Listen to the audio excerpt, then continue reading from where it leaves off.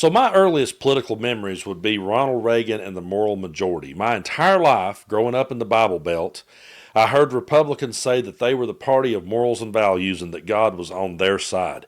And anytime it come around election time, you would always get into arguments with people who would always bring it around to, well, the Democrats are evil. The Democrats have no morals. The Democrats have no values. They want to kill babies and take away your guns.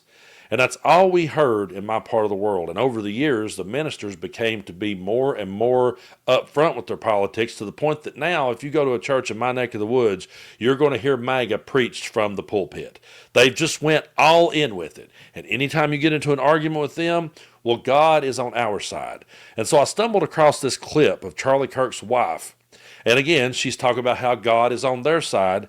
And I guess God had to let Joe Biden become president so that they could grow stronger. Take a look at this clip, and then we're going to come back and talk more about this delusional way of thinking. God always has a plan, obviously. Even though we did win in 2020, I think we had to lose in order to get to where we are today. That's good. Bible sales are up. Right. Young men and women, Gen Z especially, are seeking out the word way more than ever. Okay, so let's break down this delusion bit by bit here, okay? First of all, if it was God's plan for Joe Biden to become president, then why did they ever protest it? Why did they ever show up at the Capitol on January 6th, and why did they resort to violence when Jesus himself always preached against violence? Jesus always said that if someone hits you on one cheek, you're to turn the other cheek and let them slap that one also. So why didn't they just go ahead and do that? Why did they try to take matters into their own hands if it was God's plan to teach them a lesson? Why didn't they recognize it? Why didn't they spend the weeks after the election in 2020 leading up to January 6th? Why didn't they spend all that time in deep prayer talking about it? Because if they're really as close to God as they claim they are, wouldn't God have revealed himself that, hey, this is all part of my plan? You're going to have to suffer for a little bit here. I'm going to make Joe Biden your president just for 4 years, and I promise you'll come back stronger than ever because you're going to learn from this. So why didn't they, instead of going to the Capitol and raising hell, why didn't they all drop to their knees and pray really hard and have God reveal to them earlier on that it was his plan? And notice how she said to lose, so she really didn't think they lost. They really won it. But God had to have them lose so that they could learn a lesson from it and come back stronger than ever. Well, I could flip the whole script on her or Charlie Kirk or anyone else out there that believes this insanity, and I could say to them, how do you know that God didn't intend for Joe Biden to win because he wanted to put Joe Biden in there so Joe Biden could do his will? What gives you the power to think that God is automatically on your side and everything you want to be done is God's will? How do you say that? Because I could easily say and claim the same thing, and guess what? Neither of us would have proof one way or the other that the other one was right. We would never be able to come up with concrete evidence to prove that we were right because it's all just a matter of faith. And last but not least, I want to cover where she talked about Gen Z is now seeking God more than ever, and they're seeking the Word.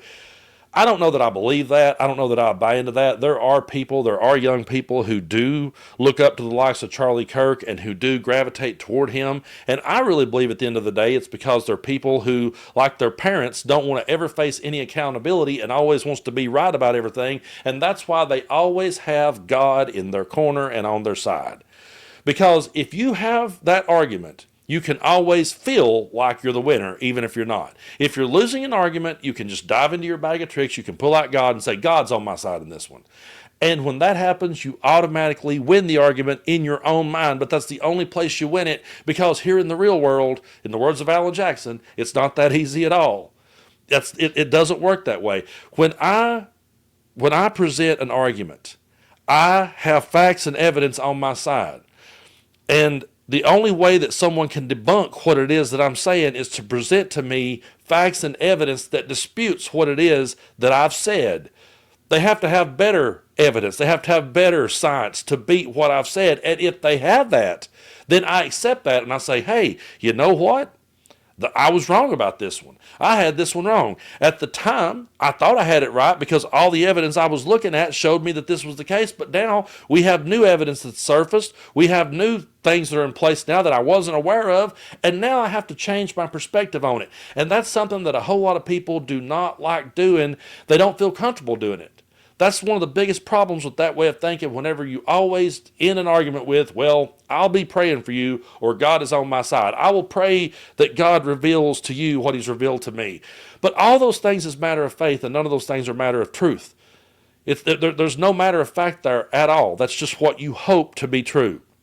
So now that all this is over, they're trying to find a way to spin this and say, well, I guess it was all part of God's plan for us to go through this time so we could come back stronger than ever and we could really win in 2024. But what I would say to anybody out there who believes that God is on the side of Donald Trump, I would ask them this question. Why in the world would a God look down on the world and that God sees brain cancer in children? That God sees homeless people on the streets? That God sees children being abused and neglected and mistreated by people in his churches, in his buildings. Just fall down into a rabbit hole one day and Google all the thousands of people who in the churches who have been accused of mistreating children. So God looked down on all that. And he decided that he would look over all that, look past every bit of that, and he would go over here and he would find a convicted felon who was found liable of sexual abuse, a man who said he never asked God to forgive him for anything, didn't know why he would ever bring God into that part of his life, a guy who has been an immoral playboy his whole life and bragged about groping women. He looks down on the world, he sees that guy, defamed his victims, all the things he did, tried to overturn an election, tried to overthrow the government, everything the man did. God looked past all the injustice in the world, and you're telling me he chose that guy to represent? He chose that guy to be on his side? Well, I'll go a step further and say that if you're right, and if there is a God in the sky, and he looked down on the world, and he looked past all that pain and suffering, and he went over here and he helped out Donald Trump, so that Charlie Kirk and his wife could learn a lesson, then that is not a God I ever want to bow my knee to, and I'll go to hell gladly before I would ever want to be around something like that or be in its presence. It's absolutely disgusting to me that these people do not in any way represent the teachings of Jesus. They don't practice any of it. And as a matter of fact, if Jesus came back today and preached that message, they would all call him a socialist, a communist, and say he should be deported. And they sure wouldn't like the color of his skin.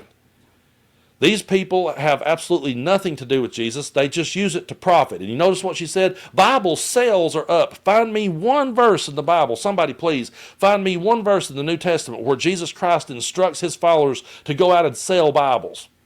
Or he goes out and tells them to profit off of his word. As a matter of fact, the only time that you will ever find Jesus having any form of violence, resorting to any act of violence, is when he went into the churches and realized that they were buying, selling, and trading in the church. And he ran them all out of there and he said, "You have turned my Father's house into a den of thieves.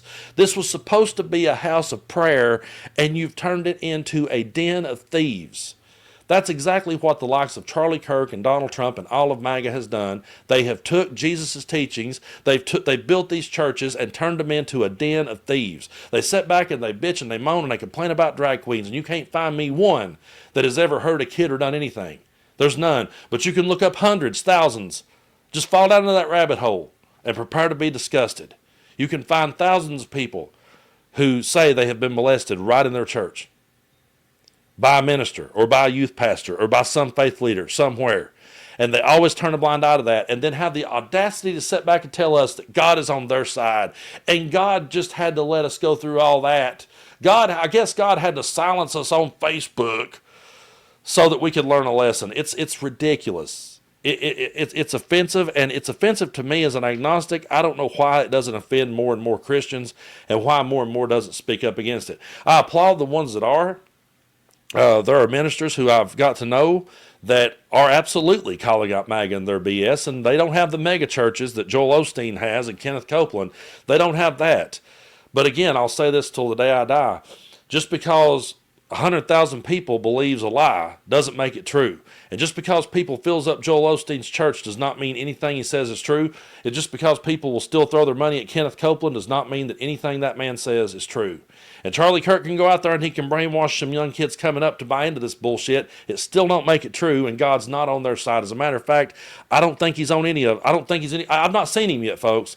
I'm not saying he's not there. I'm just saying I've not seen it. But I do believe from the Bible that I read that if Jesus Christ showed up today, I have a feeling that he would go help those that needed it. I have a feeling he would go help those children, because he did say, anyone out there that hurts one of these little children, it would be better that a millstone be tied around their neck and them thrown to the bottom of the sea than to stand before me in the day of judgment. So based on his words back then, I believe if that man came back today, he would have a big problem with MAGA and the way that they bastardized his teachings. And I don't think he would go out of his way to help a convicted felon, to help someone who has abused people, to help someone with the likes of Donald Trump, especially someone who never brought him into that part of his life. I could rant about this all day, but I'll go ahead and stop right there, because it's so hard to talk about this and not completely come off the rails, because it's absolute insanity. Don't ever let them preach to you that they're moral and they have values. Don't ever let them make you feel guilty for anything you do. Anything you do in this world, if they try to make you feel guilty,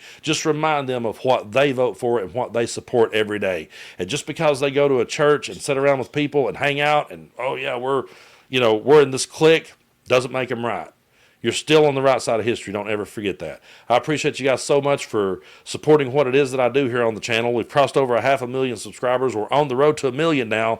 Really hard for me to believe, but I truly believe we'll get there too, because we're just going to keep pushing forward and we're going to keep standing on the side of the truth. And the day that Tennessee Brando comes on his channel and says that God was on his side and that God told me to tell you something, I have passed and I've been replaced by an imposter. Okay, so study the tattoos now. Remember which finger I had the ring on. Study my facial structure, because the day that you hear me saying that insanity, it's like that old book The Walrus Was Paul, and if you've never read it, go find it. It's one of those moments where I have been replaced by an imposter, and you need to start listening to the music for clues. Okay, because folks, that will never happen. I can promise you that.